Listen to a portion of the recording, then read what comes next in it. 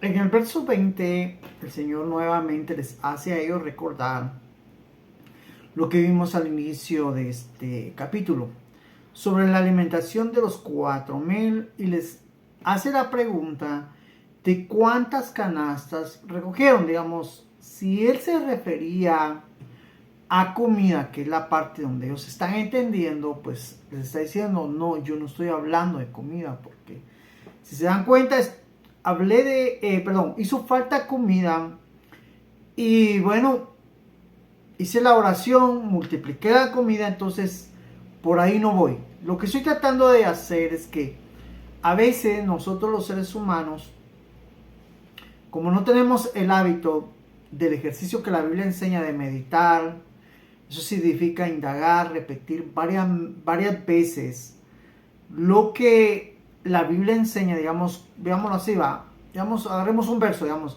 en San Juan 8:32 dice, y conoceréis la verdad y la verdad os hará libre. Bueno, ¿cuál es la verdad?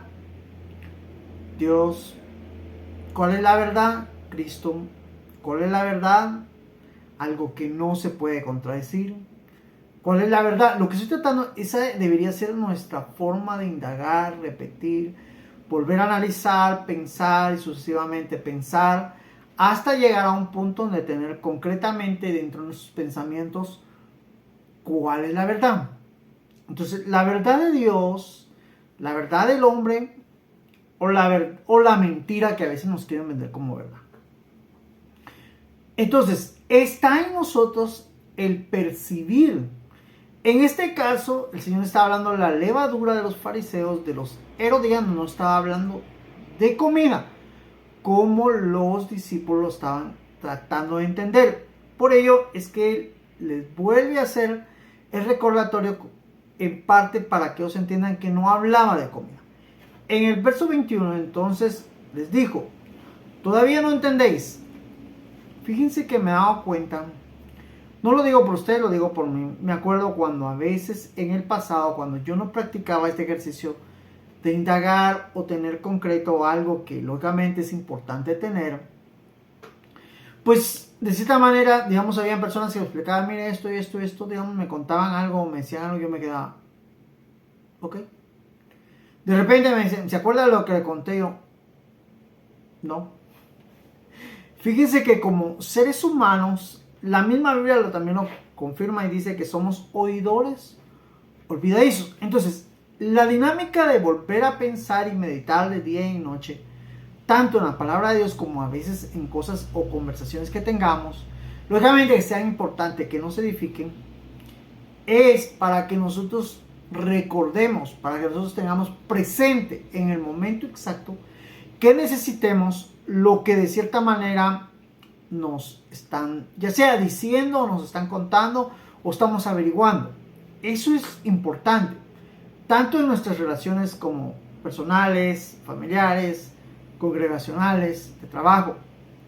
¿Por qué? Porque hay cosas que no nos pueden estar repitiendo cada rato para que nosotros tengamos como que la idea real. Tenemos que entender que de cierta manera, con ciertas explicaciones, nosotros debemos entender. Entonces, esto no solo nos beneficia en el deseo de seguir y conocer a Dios, eso no solo nos beneficia en el deseo de entender a Dios, sino también nos beneficia en nuestras relaciones personales y que de cierta manera nosotros necesitamos explotar o trabajar esa área de nuestro cerebro, de nuestra mente, para poder tener una concreta idea de lo que de cierta manera a veces estamos hablando o estamos entendiendo. Entonces hasta el verso 21 entenderemos esto, y esto es lo que Jesús le está diciendo a sus discípulos para que sus discípulos tengan la iniciativa de entender que Él les hablaba del comportamiento de los fariseos y el comportamiento de los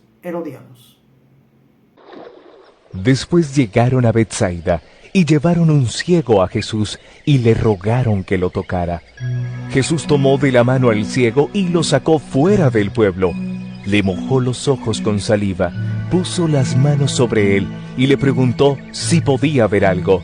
El ciego comenzó a ver y dijo: Veo a los hombres, me parecen como árboles que andan. Jesús le puso otra vez las manos sobre los ojos, y el hombre miró con atención y quedó sano. Ya todo lo veía claramente. Entonces Jesús lo mandó a su casa y le dijo: No vuelvas al pueblo. En el verso 22 encontramos otro subtítulo, solo que ahora en esta parte Jesús sana a un ciego en Betsaida. Lo que estamos tratando acá de entender es que como Jesús, ya retirándose del lugar donde iba, después de haber hablado con sus discípulos, llega a Betsaida.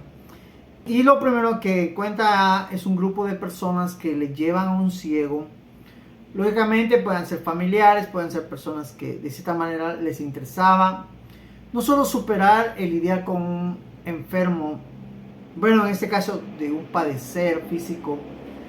Entonces, ellos de cierta manera buscando la solución se acercan a Jesús, tratando de darle a Jesús, más bien, de apelar a Jesús para superar esta situación. Entonces se acercan al Señor con la idea de que Él lo toque. Digamos, ellos tenían más o menos una idea de cómo sustraer poder, cómo sustraer un milagro de Jesús en ese entonces.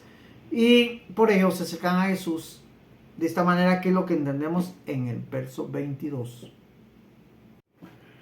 En el verso 23, Juan Marcos nos narra que el Señor Jesús tomó de la mano al ciego, lo sacó fuera del pueblo. Imagínense, eso significa que recorrieron algunas cuadras o un lugar distante, podríamos decir.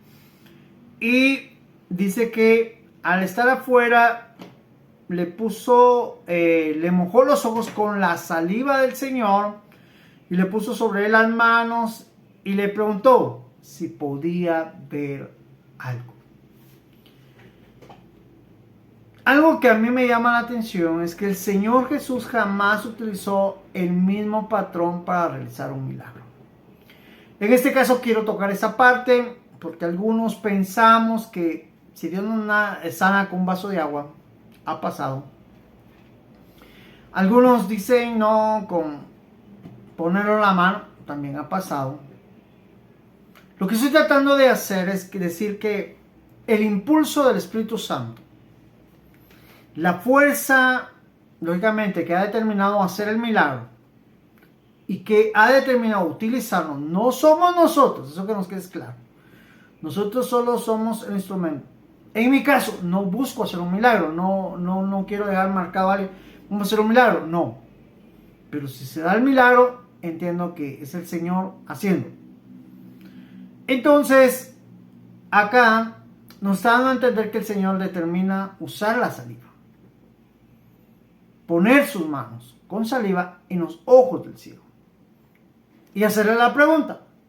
En el verso 24, el ciego comenzó a ver y dijo: veo a los hombres parecer como árboles que andan. Como que dice, no veía claramente. Eso es lo que nos dice. ¿Por qué? Porque en el verso 25 dice: Jesús le puso otra vez las manos sobre los ojos y el hombre miró con atención y quedó sano ya de todo, quedó sano, ya que todo lo veía claramente. Lo primero que tenemos que entender, alguien diría, entonces el Señor no hizo el milagro perfecto. Es lo que vería una mente que no está educada en las cosas de Dios. Tenemos que entender el tiempo, la razón, el motivo, el móvil, el medio, lo determina Dios. Si se tarda un poco más, si aquel fue más instantáneo, lo determina Dios. Si a nosotros nos gustan los milagros más rápidos, pero a Dios le gustan los milagros lentos, lo determina Dios. Tenemos que entender la palabra siervo. Definitivamente es Dios quien decide. Se los digo porque en mi caso yo soy trabajador. Digamos, a veces, por ejemplo, pasa algo. Se le mandó un producto equivocado a un cliente. Entonces le digo, mire, le voy a avisar aquí más o menos, se le puede pasar. Digamos, nunca determino porque tengo que hablar a gerencia a bodega, hacer el trámite de devolución y todo sucesivamente hay un trámite. Cuando entiendo eso, es igual con Dios. Yo soy un siervo. Yo voy a Dios, Señor, esto y esto, y el Señor determina. Trato de hacer eso porque algunos impulsivamente en nuestra carne, en este momento, yo ordeno que en este momento suceda. Es tu carne. No entiendes de autoridad, no entiendes que eres siervo, no entiendes cómo opera Dios. Eres el de que determina, no tú. Entonces tú no ordenas nada. Es Dios. Entonces entender esto es tan importante para que nosotros veamos el proceso del Señor. Le pregunta. Él aclara, como que dice, ve como árboles. Él no había visto árboles, pero los había tocado. Que sí que no veía a los hombres de una manera como nosotros los vemos. Él veía como sombras, parece ese árbol, algo así. Pero el Señor viene y lo vuelve a tocar. Y entonces vio claramente, entonces ya vio que no eran árboles, eran hombres. Eso es lo que entendemos hasta el verso 25. Verso 26. Entonces Jesús lo mandó a su casa y le dijo, no vuelvas al pueblo. Como que dice, vete por otro lado, ve a tu casa, pero no vayas al pueblo. Tenemos que entender lo que realmente el Señor hacía con esta situación. Evitaba la propaganda que hoy en día todos utilizan. Evitaba la admiración o la vanagloria que hoy en día todos quieren. Realmente pareciera que el Señor se comportó de la manera que sus discípulos hoy no se comportan. Pareciera que no es el Señor de ellos. Porque el discípulo no puede ser mayor que su maestro. Él lo dijo. Entonces, si alguien que me está ejerciendo un ministerio y entiende y lee esto, pregúntese, ¿cuál es su intención al predicar? ¿Cuál es su intención al servir al Señor? Ser mayor que su maestro, estamos mal. Realmente nuestro objetivo debe ser servir a Dios tal como Él lo determina. Espero que lo comprendas y seguimos con más. Jesús y sus discípulos fueron a las aldeas de la región de Cesarea de Filipo. En el camino, Jesús preguntó a sus discípulos, ¿Quién dice la gente que soy yo? Ellos contestaron, Algunos dicen que eres Juan el Bautista, otros dicen que eres Elías. Y otros dicen que eres uno de los profetas. ¿Y ustedes? ¿Quién dicen que soy? les preguntó. Pedro le respondió, Tú eres el Mesías. pero Jesús les ordenó que no hablaran de él a nadie. En el verso 27 encontramos otro subtítulo y dice, Pedro declara que Jesús es el Mesías, que significa es el enviado de Dios. En el verso 27 dice que después de esto Jesús y sus discípulos se fueron a las aldeas de la región de Cesarea de Filipo. En el camino Jesús preguntó a sus discípulos, ¿quién dice la gente que soy yo? Lo primero que tenemos que entender es que el Señor está en su círculo íntimo de sus discípulos. Él entiende y sabe que todos ellos se han dado cuenta de cómo Él se comporta, pero también escuchan cómo las personas se expresan de Jesús. Pero eso no es lo que a Él le importaba. Él quería también ver la determinación en ellos respecto a la comparación del escuchar todo lo que ellos escuchaban o ver todo lo que ellos veían. ¿Qué es lo que ellos disponían decir que Él era? Digamos, Jesús buscaba que si ellos ya tenían la capacidad de entender de que Él era el Mesías, que era el Hijo de Dios. Entonces, por ello es que hace estas preguntas, es lo que tenemos en el verso 27. En el verso 28 ellos contestaron y dicen que algunos dicen que es Juan, no ellos, sino han escuchado alrededor. Otros que dicen que eres Elías y otros que eres otro profeta. A través de ellos el Señor conoce lo que los o las personas que se habían acercado a él podían captar o entender, como quien dice, a través de ellos, como que monitorea el decir de los pueblos o la gente que se había acercado a él. Pero el Señor no es lo que busca, les decía. En el verso 29 dice, ¿y ustedes quién dice que soy? Les preguntó. Ahí entra el atrevido de Pedro. Tú eres el Mesías. Antes que contestara, eso significa que es probable que todos ellos ya tenían, menos Judas, claro que él era el Mesías. Esto nos da como que la idea de que nosotros podemos entender, digamos, es algo importante lograr entender por qué estamos en el Evangelio. Digamos, ya entendimos que realmente Jesús es el Hijo de Dios. Pero no lo hagamos porque un día me lo va a preguntar un sacerdote, o me lo va a preguntar un testigo de Jehová, o me va a confrontar a alguien, o me va a avergonzar. No lo hagamos por aparentar o entender o tener la pregunta en la lengua y decir que yo sí soy un verdadero cristiano porque respondí de una manera contundente y clara. No. Nuestra relación con Dios no es para exhibirse, no es para que vea a la gente, no. Nuestra relación con Jesús es con Él. Y créeme, Él quiere saber si tú ya entendiste que Él es el Mesías, que Él es el camino, que Él es la verdad. ¿Cómo está tu fe? Porque puede ser de que te venga algún problema, una enfermedad, una situación. Y es probable que no sepas cómo comportarte en esa situación. ¿Qué hacer?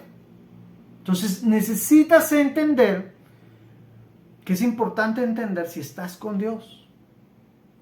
Créeme que a mi tiempo o a mi comprensión,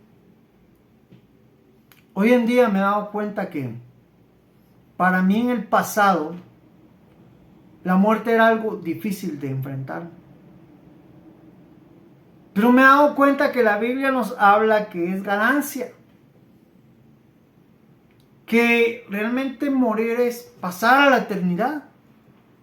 Tanto que Pablo dice, no sé si estar acá o estar allá, digamos, si me pusieran a escoger, estoy aquí porque necesito predicar a Cristo, pero estoy allá porque quiero estar con Cristo.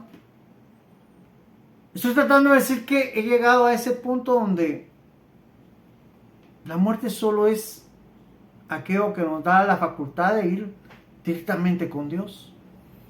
Pues ciertamente es algo deseable. No es que esté deseando morir, sino que he entendido que el día que muera, pues no lo haré con miedo como antes lo veía. Lo haré con gozo porque ahora le veré cara a cara.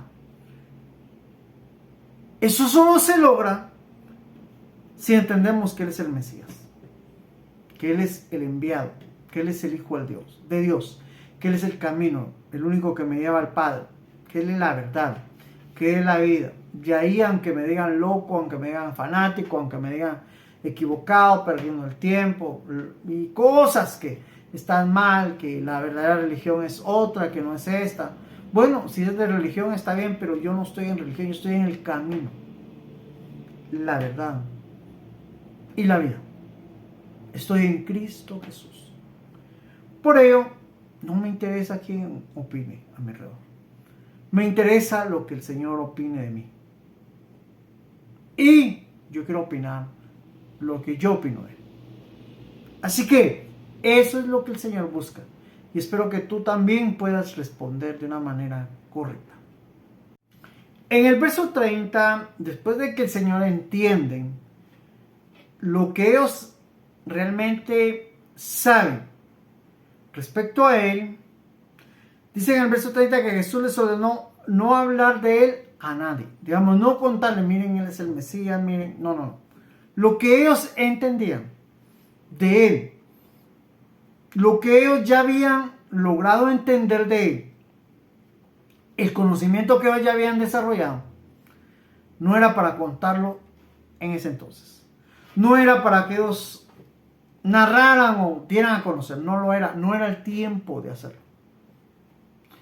Necesitamos comprender que el Señor en ese momento dice, miren, esto les ha quedado claro a ustedes, ustedes tienen claridad quién soy, pero no se lo digan a nadie, que quede entre nosotros, por lo menos por ese tiempo, porque después sí les manda a predicar, pero entendemos que para ese tiempo no quiso darse a conocer de una manera general, sino de una manera exclusiva a sus discípulos.